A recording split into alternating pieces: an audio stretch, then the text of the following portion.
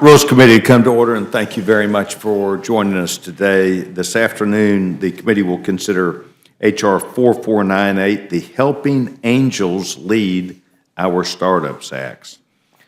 Congress jumped into this business because we are for job creation, more investment and opportunity, but mostly for entrepreneurship. And Jumpstart Our Business Startups or Jobs Act was all done to create investment in America. And Title II of the Jobs Act makes it easier for startup enterprises to market their securities to a larger investment pool. And these investors get together to learn about new ideas and ways to invest and learn about products and services, and it benefits not only investors, but it brings entrepreneurs together. The Securities Act of 1933 requires that offers to sell securities must be either registered with the SEC or specifically exempted from such registration. One such exemption is Rule 506 of the Regulation D, which allows companies to offer securities for sale up to 35 non-accredited investors and an unlimited number of accredited investors, as long as the company does not market its securities through general solicitations or advertising. In other words, to a very specific audience, a very specific way.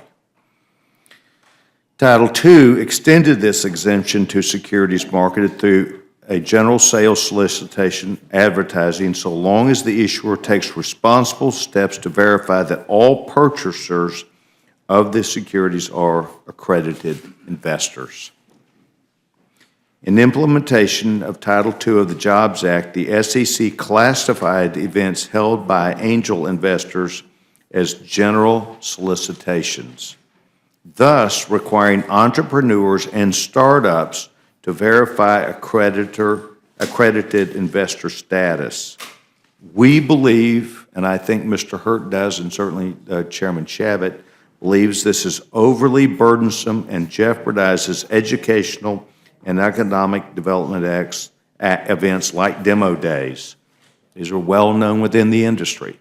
A demo day is where they come in, literally demo brand new products and services, where startups may interact with angel investors and venture capitalists. This is important because it allows the main street to have an opportunity, the first whack, to become an investor, to understand the marketplace, and to take place in potential opportunities that lie ahead for smaller, less sophisticated type of operations.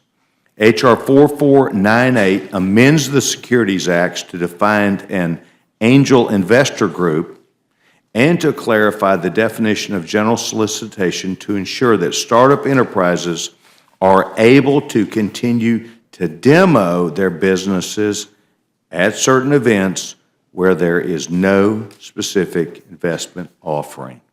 In other words, a crack at the marketplace. Access to potential investors is important. In 2014, angels invested approximately $24 billion in over 73,000 startups. H.R. 4498 is a bipartisan, bicameral bill that provides small, innovative companies and startups access to the capital that they need to succeed, to grow, and to create jobs, and to make our stability of companies and entrepreneurship even better. I would like to thank Congressman Rob Hurt from Virginia for being here today, as well as Maxine Waters, the ranking member, and for joining us to testify today. And I'm delighted that they're both here. And I would defer to the gentleman from Florida, the ranking member, for any statement the gentleman would like to make. Gentleman's recommendation. Thank you very much, Yes, Mr. Gentleman. Mr. Chairman, I welcome both our witnesses, and principally, not an argument for or against this particular matter, but I just want to say we sure do know how to name things around here. This halos, I mean, that's cool. That's really cool. But I welcome Mr. Hurd and my good friend, Ms. Waters. Thank you, Mr. Chair. Yes, sir. Thank you. Thank you very much. We're delighted that both of you are here. Without objection, anything you have in writing will be on the record. And of course, we have one of our most awesome stenographers here who speaks Virginian, Rob, so she will get all your words right, but just in case of backup. The gentleman is now recognized. Thank you, Mr. Chairman and Mr. Hastings and members of the committee. Thank you for the opportunity to testify here this afternoon on behalf of Chairman Hensarling and the Financial Services Committee in favor of 4498, Helping Angels Lead Our Startups, or HALOS, Act this afternoon. First, I'd like to commend the efforts of Representatives Shabbat and Sinema for working with us to create a sensible bipartisan bill aimed at removing a regulatory hurdle for innovative companies and startups seeking early-stage equity capital investments. Mr. Chairman, we all know that small businesses and entrepreneurs are what drive the American economy. We meet them in our districts and see firsthand the benefits that their dreams and hard work provide to our constituents and to our communities. These are the innovators, the entrepreneurs, and the risk-takers who make up small businesses that help create more than 60% of the nation's net new jobs over the past 2 decades. If our nation is going to have an economy that provides opportunities for every American, then we must promote and encourage the success and growth of our small businesses and our startups. In order to succeed, these companies need capital and credit, the lifeblood for growth, expansion, and job creation. Yet the government continues to construct arbitrary walls that cut them off from essential financing, as smaller companies are caught in red tape created for the largest companies. Congress has made strides in tailoring the regulatory environment for smaller companies, most notably when we passed with strong bipartisan support the Jumpstart Our Business Startups, or JOBS Act, in 2012. We are already seeing the JOBS Act's benefits as more and more companies use its provisions to raise the capital in the public and private markets. One essential form of capital for many startups comes from angel investors, sophisticated, high net worth individuals who invest their own money into startups and other early stage companies. In 2014 alone, angel investors deployed over $24 billion to over 70,000 startups, many of these investments going to companies in their own communities and states and in the districts represented by each of us here today. Beyond capital, angels provide advice and guidance to help these companies succeed and create jobs. Yet the Securities and Exchange Commission, the SEC, in implementing the JOBS Act, has further restricted startups from interacting with angel investors at demo days and similar pitch events. Startups rely on demo days and similar events to build relationships with angels and other investors and generate interest in their companies. These events existed prior to the JOBS Act, but the SEC's rules jeopardize their future. If enacted, the HALOS Act would simply clarify that these demo days, sponsored by angel groups, universities, municipalities, and nonprofits, are not considered general solicitations necessitating greater burdens on these startups, ensuring that angel funding remains available to them. Mr. Chairman, you may hear that the HALOS Act guts critical investor protections and will subject honest, hardworking Americans to rampant fraud. That, with all due respect, is simply not true. Any company that offers securities to investors under these rules would still be required to only sell to sophisticated, accredited investors. Investors who do not meet these standards are not able to invest in these companies. Investors who do not meet these standards are not able to invest in these companies. Instead, the HALOS Act is a simple, bipartisan, bicameral, and short bill that will provide small, innovative companies and startups the ability to interact with angels and other investors who can provide the capital they need to succeed, grow, and create jobs. Indeed, Senator Chris Murphy of Connecticut said it best when he introduced the HALOS Act on the Senate side. He said, "I've heard from local entrepreneurs and interested backers alike that the most important thing we can do to help these businesses is make it easier for angel investors to put capital behind them." And that's exactly what our bipartisan HALOS Act will do. The HALOS Act is a positive, bipartisan solution which will ensure that investors and companies can continue their interaction, and I encourage all of my colleagues to support this legislation this week. Thank you for the opportunity to testify, and I welcome your questions. Thank you very much, Mr. Chairman, and members of the committee for allowing me to share my views on H.R. 4498. As you know, this legislation would alter certain investor protections under the JOBS Act related to private offerings that are solicited or advertised to the public. Mr. Chairman, Democrats and Republicans both agree that we need rules of the road for companies to raise money to grow their businesses. Under the purview of the Securities and Exchange Commission and our state regulators, this can be done through public and private offerings.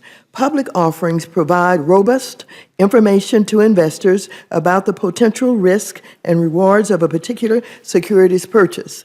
They also provide legal recourse if the investor is deceived.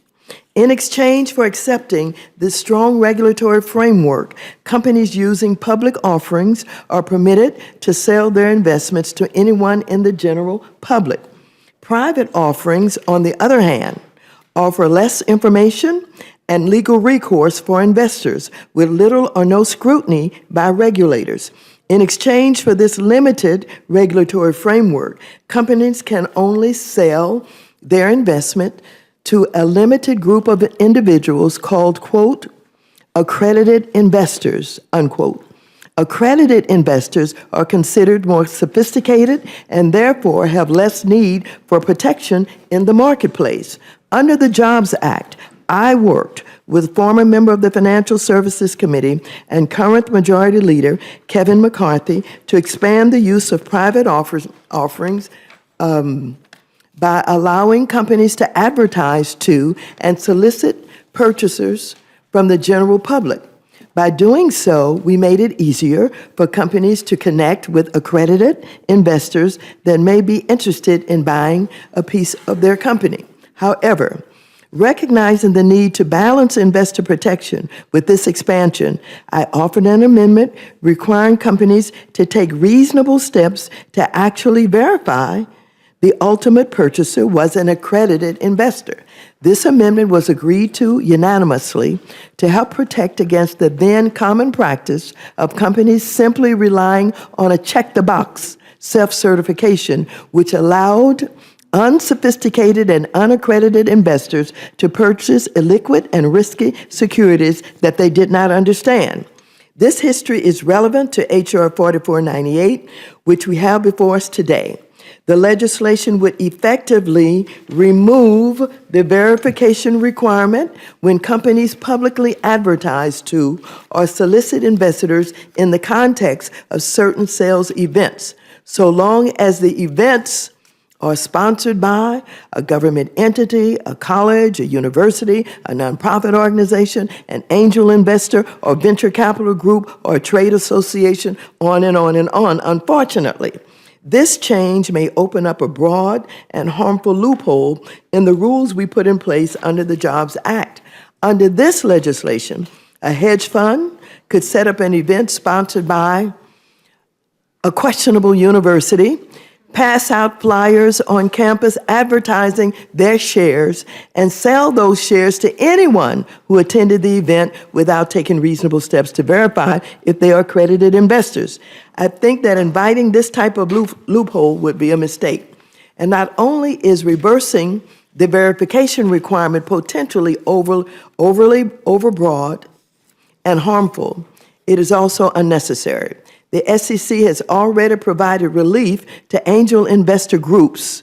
They simply have to either curate the group of people that attend their event and make sure they have a pre-existing relationship with them, or verify their income and assets at the time of purchase. To that end, I've offered an amendment that would codify the SEC's relief without creating any harmful loopholes. My amendment also limits the relief provided under the bill to actual operating companies in the real economy, thereby excluding shell companies and certain investment vehicles like hedge funds.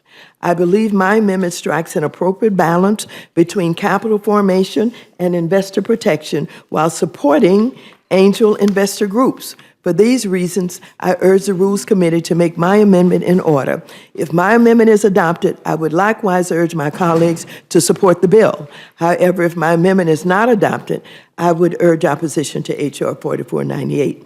I thank you for inviting me to speak on this legislation, and I welcome any questions you may have about it.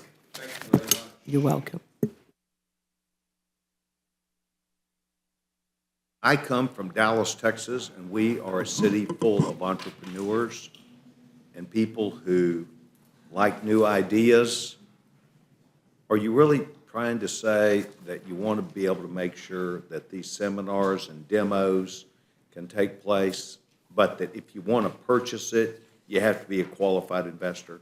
Yes, sir. I In other think. words, give everybody a viewpoint of the marketplace, not just the people who are going to be purchasing something? Well, and I would ask the committee to consider this, that certainly there was broad bipartisan support. We worked together to pass the Jobs Act in 2012, and I would suggest to you that really the SEC's implementation of this rule needs clarification by Congress to make it clear that demo days and those pitch sessions existed before the Jobs Act was Yes. enacted, and they need to exist now, because the whole purpose or one of the major purposes of the Jobs Act was to open up this sort of support and investment in these small startups.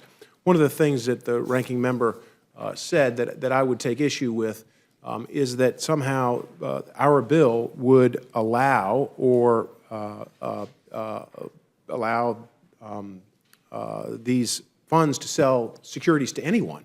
And that's just simply not true. The bottom line is only accredited investors will be allowed to buy these securities. This really focuses on who is allowed to attend these demo days and who is responsible for providing those opportunities. Well, I think it's always interesting to give as many people an idea of the future as possible and give them a shot at understanding the marketplace and things that are out there too. You may have to go somewhere else to buy it, but at least you can learn about it. And I think that's the whole intent. They're trying to open up the process rather than close it down. You may note I'm a co-sponsor of this along with the gentleman, Mr. Polis. I think entrepreneurship would be on the side of this bill, and I want to thank you very much. Chairman Cole? Thank you very much. I want to welcome both these members. They're two of our best members. Sadly, one of them is going to be leaving us, and we've talked about that. But I know the other one's going to be here for a good long time. Yeah, no, it's Maxine, it's Rob. Yeah, it's Rob. We don't want you to go either, right away. So, but good. And work on this guy for us, would you? But seriously, let me just ask you this quickly.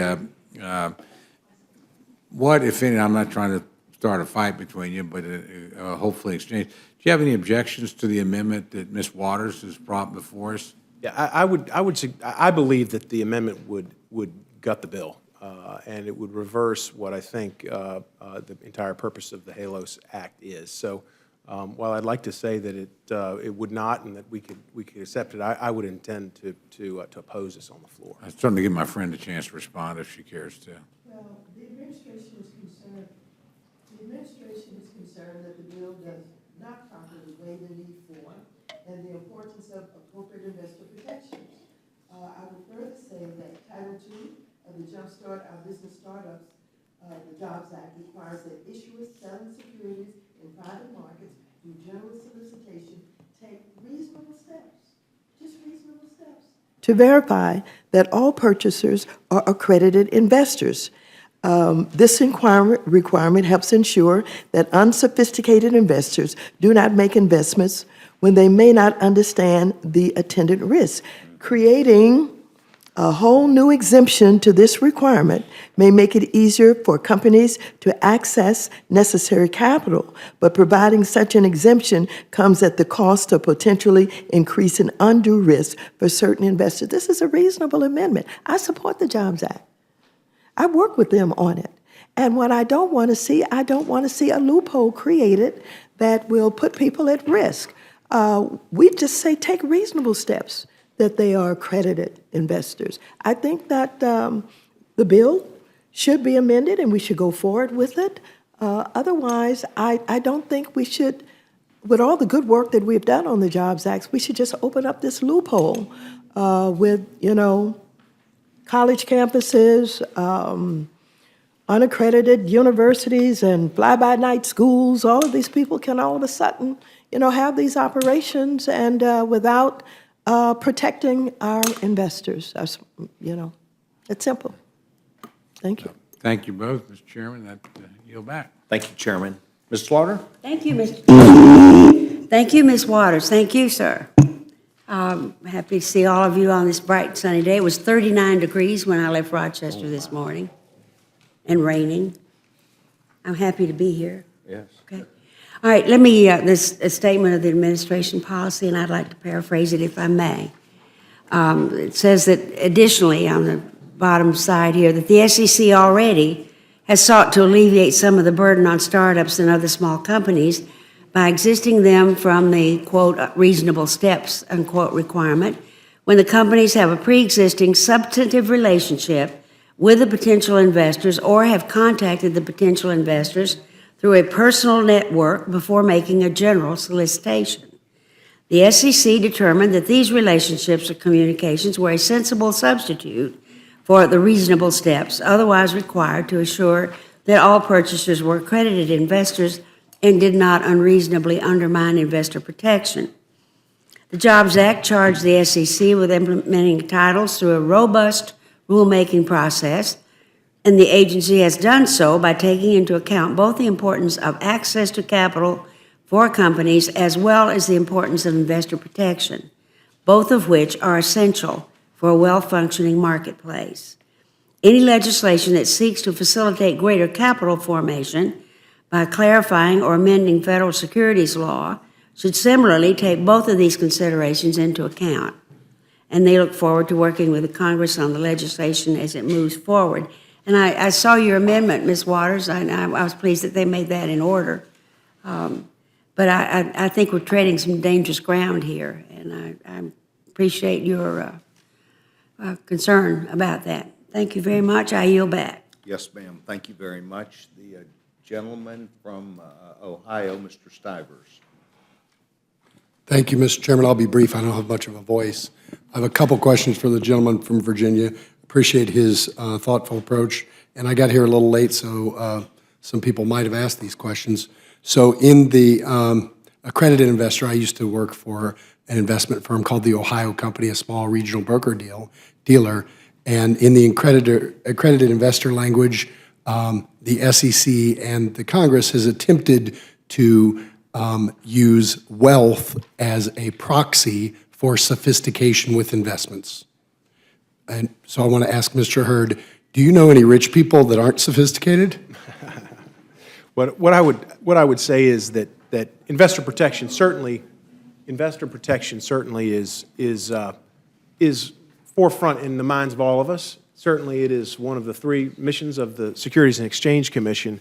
And what I would point out is that before the Jobs Act passed, these demo days took place, and investment protection, I would suggest, was not jeopardized, despite what the administration says, was not jeopardized at these demo days and similar pitch events.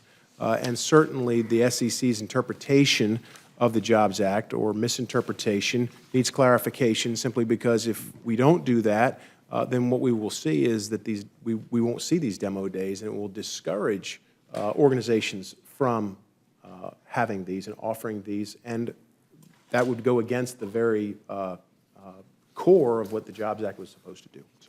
So ultimately, your bill is going to provide a limited exemption that will continue to ensure that these small startup companies get access to capital, but don't, hopefully, it won't cause anybody who shouldn't otherwise be, getting access to get access. The law will not have changed in that regard. Okay.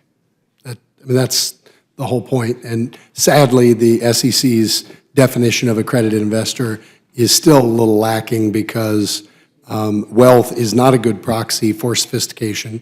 I know plenty of wealthy people who are unsophisticated, and I know a lot of sophisticated, knowledgeable investors, accountants, attorneys, professors that aren't rich, that don't have $1 million in net worth. So I think the proxy they use is not an accurate determinant of whether someone's sophisticated or not. It's just currently what we've been using, and we've used it for the last 40 or 50 years, and it's based on somebody's wealth as opposed to how smart they are. Ironically, a better way might be to look at somebody's knowledge, maybe give somebody a test to be an accredited investor. That's a way you could actually know if somebody's sophisticated, because, you know, you can get rich a lot of ways. Jed Clampett was rich, but I don't think he was particularly sophisticated. I yield back.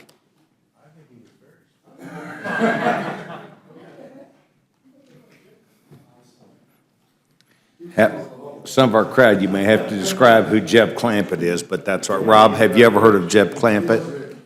Okay, all right. And Ellie Mae? Okay, and Jethro? Okay, all right, good. Anyone else seek time? Joe from Massachusetts. I think I'm going to not take any time because I'm going to, I think, handle this rule tomorrow. But I'm sorry, you said you were against Ms. Waters' amendment, but you have no objection to having it made and ordered. I don't think the committee has any position on that. Thank you. I yield back. Thanks, sir. And I'm not sure I asked Mr. Hurd whether he wanted that or not, but it's been announced that we're going to go ahead and make Ms. Waters' amendment in order. So, Ms. Slaughter leaked that out here today, so it's okay. It's okay. Anyone else seek time? Mr. Polis? Judge? Thank you. Thank you for the time. And I want to identify, first of all, with what Mr. Shivers said. I agree with it 100%. A number of us have worked on this issue a variety of ways. But I want to be clear, what this bill does, it does not does not change the definition of accredited investor, as much as we should do that, as much as we need to do that, as much as we should have a merit-based way of protecting consumers rather than a wealth-based way. I think the current concept of investor accreditation is inherently elitist. It basically limits opportunity to millionaires and billionaires rather than allowing the American middle class to participate in America's next great company. There are many highly educated members of the middle class. Again, they might be accountants, they might be attorneys, they might be business people themselves. And to somehow say that they're not as sophisticated that somebody who inherited millions of dollars or made millions of dollars as a sports star is very elitist concept. And it's one that I hope that we can go back and work on in a bipartisan way. With regard to this legislation, though, it does not change who can invest one bit. Here we're talking about who can be in the room. And I'd like to ask both Mr. Hurd and the ranking member if poor people smell. Mr. Hurd, do poor people smell badly? Not that I know of. Ms. Waters, do you find that poor people smell badly? No? Okay, I agree. And therefore, I don't think they should be kept out of the room. And it turns out that when you go to these demo days, and I've been to many of them, by the way. I don't know how many other members of the committee have been to these. I've seen them. There are potential employees in these investor days, people that want jobs. They may be poor today.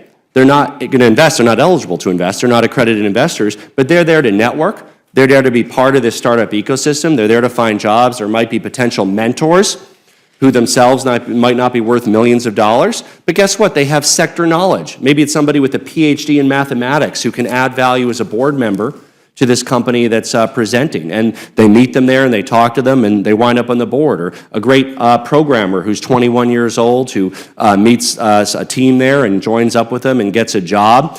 And that is part of who's in the room. And by the way, that's part of who is in the room today. I did talk to some of these folks in the lead up to this, and they said they've never had a problem with that to date, in large part because they make sure that their presentations are not general solicitations, which this also doesn't change.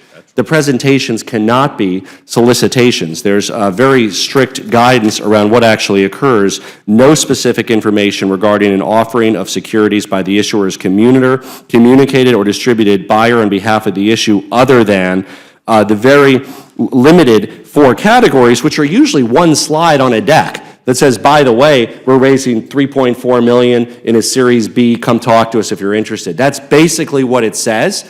That's what happens on the ground. The presentations, 5, 10, 15 minutes, whatever the format is, are usually about what's going on, et cetera. And honestly, it helps to have a mix of people at these demo days. If we limited to just investors, you would only have millionaires and billionaires in the room. You wouldn't have people that are skilled that might want jobs with one of these companies, and you wouldn't have other potential mentors who might be in academia or some other field where they just don't happen to be worth $2 million themselves. It's not easy, as many people know, to become worth $2 million in this world. It's certainly doable, and people do it. But you know what? If you spend your life as a professor of mathematics at a university, like the University of Colorado at Boulder, or a professor of computer science rather than a private sector practitioner of computer science, you might not, on that pure asset test, be a qualified investor. But you know what? To be in that room and be able to be a board member or consultant or to earn money working with one of these startups is great. And I can tell you that's exactly what happens at these events. And I think it's great to do this clarification because we should not limit the attendees to millionaires and billionaires. That's such an inherently elitist concept. I honestly cannot figure out why any Democrats would support that notion, because we want to open this up to allow people who want jobs and middle class and others to be in there. Because guess what? Poor people don't smell. The middle class doesn't smell. And I think that they should be invited to be part of these presentations as well. Now, look, I looked at Ms. Waters' amendment. I think parts of it are innocuous, but there are parts of it that I agree with Mr. Hurd on would undermine the purpose of the bill. The first part of Ms. Waters' amendment does not receive any compensation for making introductions between investors attending the event and issuers or for investments negotiations between such parties. That is the standard practice. I think it's fine.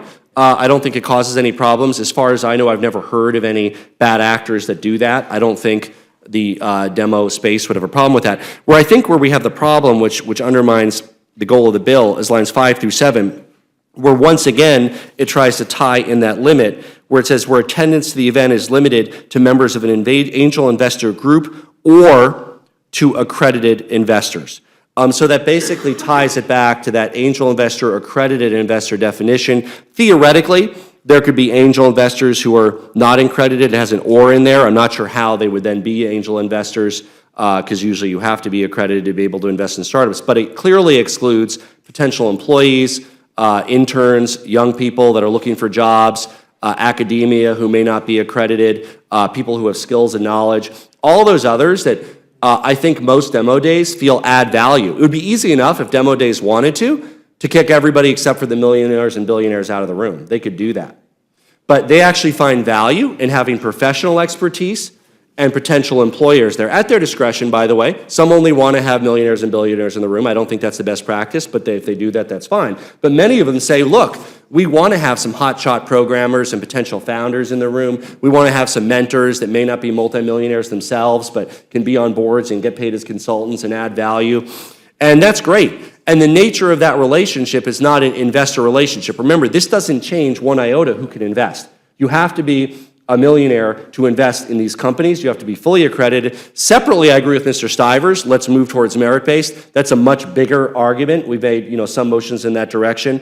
But this particular thing is just who can be in the room. And the way these demo days work, there's great value by having diversity in the room. There's great value in having ethnic diversity, and having gender diversity, and having age diversity. There's not a lot of 23-year-old accredited investors, right? There's not a lot of 23-year-olds who have made $2 million.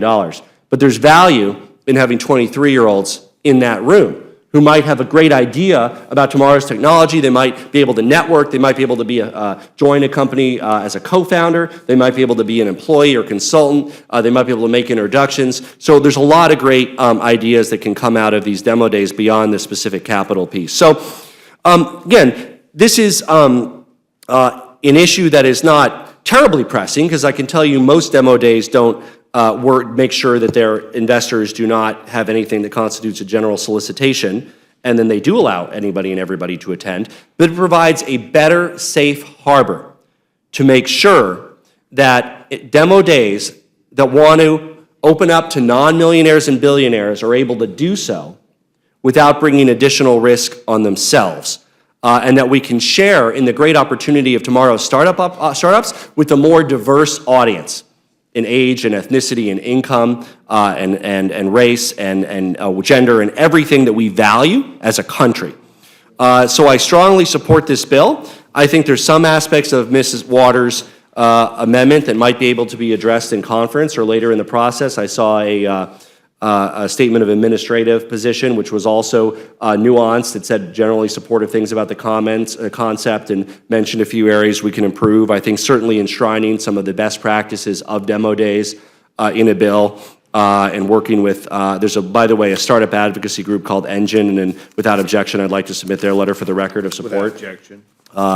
And I don't know if these are in every district, so I just want to talk about our experience. So in my district, In Fort Collins and Boulder and in Denver, there are a number of these demo days. And they're in a number of districts across the country, probably not every district, but that doesn't mean that people from your district might not attend them if they're in a nearby city. And they are a great form of networking. It's a great experience for the entrepreneurs, typically young people, but they're of all ages. There's, there's some in their 50s and 60s, many in their 20s and 30s, where they learn how to kind of speak publicly, tell the story, create a deck of what they're doing, share with the community what they're doing. And under Mr. Hurd's bill, it contains that basic protection that there is no specific information regarding an offering of securities allowed. And if anybody wants to buy them in a subsequent conversation, they have to show that they're an accredited investor. Is that right, Mr. Hurd, that in your bill in no way, shape, or form allows non-accredited investors to invest in startup companies? There is no change to that. Yeah. And I don't want anybody to be. And to be clear, that's something that Mr. Stivers and I want to change. And would you be open subsequently to working on a more merit-based way to do that? Absolutely. I think everything you say makes sense. And I hope that we can do that. There's been some process even in allowing alternative ways. And by the way, I should point out the Obama administration has been very good on this. They've been very open to re-examining the definition of accredited investor and moving away from the inherently elitist asset-based test towards more merit-based ways. Meaning maybe you have a CPA, maybe you have a law degree, or maybe you test and show that you're financially sophisticated. Listen, wealthy people in this country, and some of us on this committee, including myself, happen to be wealthy. It doesn't mean we're smart. It does not mean we're any smarter than a hardworking middle-class American or an American who's working every day to cover their rent at their home.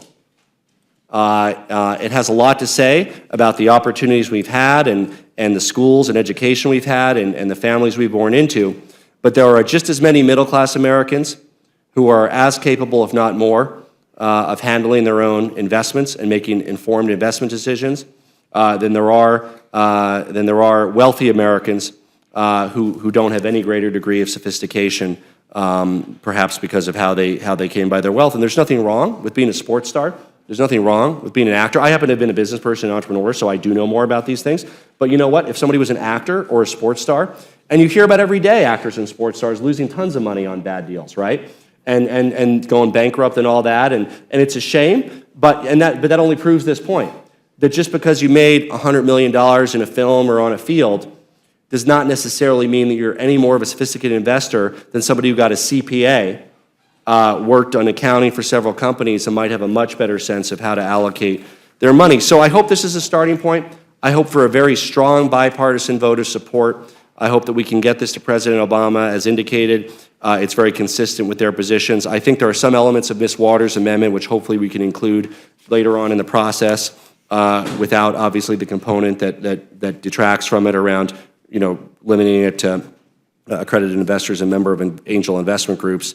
And I look forward to continue to work on this issue with Mr. Stivers and Mr. Hurd and Ms. Waters and many others who care about egalitarian access to capital, who care about bringing down the walls of elitism that for too long have restricted some of the greatest opportunities that this country offers to millionaires and billionaires, furthering this wealth gap in our country that Ms. Waters has been so dedicated to addressing. Am I right, Ms. Waters? Don't talk to me. Anybody who would ask me in the Rules Committee if I think poor people smell badly, you have nothing to say to me, okay? Well, you didn't, and neither did I, and neither did Mr. Hurd. I just wanted to be clear. Don't address me at all. Well, I just wanted to ask a question. If you agree that restricting the investment opportunities to millionaires and billionaires has perpetuated the wealth gap. How dare you? How dare you ask me that question? How dare you? How dare you, even in any way, say that I am protecting millionaires and billionaires when I fight for poor people and working people every day? Don't you dare ask me that question. Well, and to be clear, as the record shows, I did not say that she was protecting millionaires and billionaires. I commended, and I do commend, your activism on behalf of Americans of lesser means. I don't like what you have implied, and Okay. I would appreciate if you would not address any more remarks to me.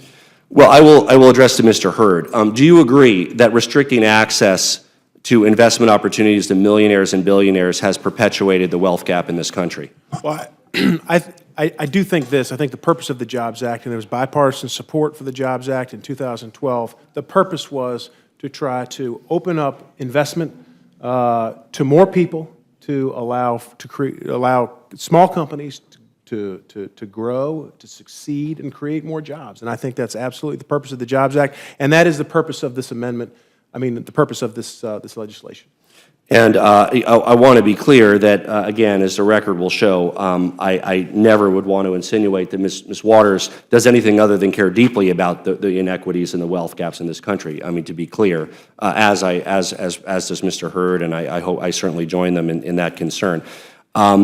I think that if we can make sure that potential employees, potential partners, potential mentors, there's less risk and overhang on those that are putting on demo days, including cities and counties that may otherwise be discouraged to if they don't have this safe harbor.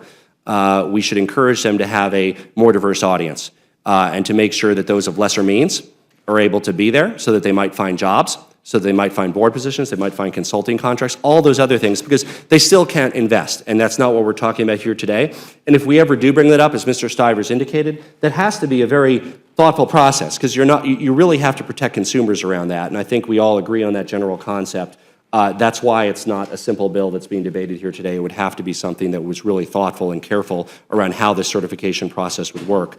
But what we have here today, I hope will have strong bipartisan support. I would ask Mr. Hurd if he's open to some of the concepts in Ms. Waters' amendment that I mentioned around making sure that there's not a conflict of interest or receiving compensation for making introductions and some of those concepts. Well, I think you've properly pointed to the part of the amendment that would essentially gut our legislation. The first part of the amendment, I would suggest to you relating to the compensation is already the law. Those restrictions already exist. And with respect to the definition of issuer, that is already defined in other places in the law. So I would suggest that those are unnecessary, but certainly our main concern is the middle part of the bill. Yeah, and again, without being, your expertise in this field, it would seem like if somebody was trying to do those things, they'd have to register as a banker deal or it would trigger something else. But I hope that there's some way to again, be thoughtful about incorporating some of Ms. Waters' concerns there so it's clear that there is not this kind of more, conflict of interest, and then some of the President's objections as well. But hopefully we can get this across the finish line. It would be a great thing. It would remove this overhang and threat from demo days, which would allow, in many ways, the public sector to get more involved, because I think the private sector doesn't care as much about the law, and they go do what they're doing, and they haven't faced problems to date. But when you have a city attorney or a county attorney reviewing something, they say, wait, we could cause problems for our city if we do this. And there's such great potential, I think, for municipalities, cities, counties, universities to participate more in these kinds of bringing people together around the startup community, and I'm happy to yield back. Thank you very much, gentleman. Yields back his time. Does any other member of the committee seek time? I want to thank both of you for being here today on your expert testimony and your opportunity to be with us to express your opinions and your ideas, and thank you very much. If both of you please leave anything you brought in writing for our stenographer, that would be very helpful to her. Yes, ma'am. Rob, good to see you. Did well enough to get invited back. Is there any other member that would seek to give testimony, H.R. 4498? The committee does not see anyone, thus we now close the hearing portion of H.R. 4498, the HALOS Act. Chair will now be in receipt of motion from the gentleman chairman from Oklahoma. Mr. Chairman, I move the committee grant H.R. 4498, the HALOS Act, a structured rule. The rule provides 1 hour of debate equally divided and controlled by the chair and ranking minority member of the Committee on Financial Services. The rule waives all points of order against consideration of the bill. The rule provides that the bill shall be considered as read. The rule waives all points of order against provisions in the bill. The rule makes an order only the amendment printed in the Rules Committee report, if offered by the member designated in the report, which shall be considered as read, shall be debatable for the time specified in the report, equally divided and controlled by the proponent and an opponent, shall not be subject to amendment, and shall not be subject to a demand for division on a question. The rule waives all points of order against the amendment printed in the report. Finally, the rule provides one motion to recommit with or without instructions. Thank you very much. You've now heard the motion from the gentleman, young chairman from Oklahoma. Is there any amendment or discussion to that? Seeing none, the vote will now be on the motion from the gentleman from Oklahoma. Those in favor signify by saying aye. Aye. Those opposed, no. The ayes have it. The ayes have it. Accordingly, the gentleman from Dallas, Texas, myself, I will handle this, and Mr. McGovern will handle this for the minority. I would like to announce that we will meet tomorrow at 3:00 p.m. to consider the SOAR Act and the Fiduciary Rule Congressional Review Act resolution. Anything further from the committee? Thank you very much. We're now through with our work for the day.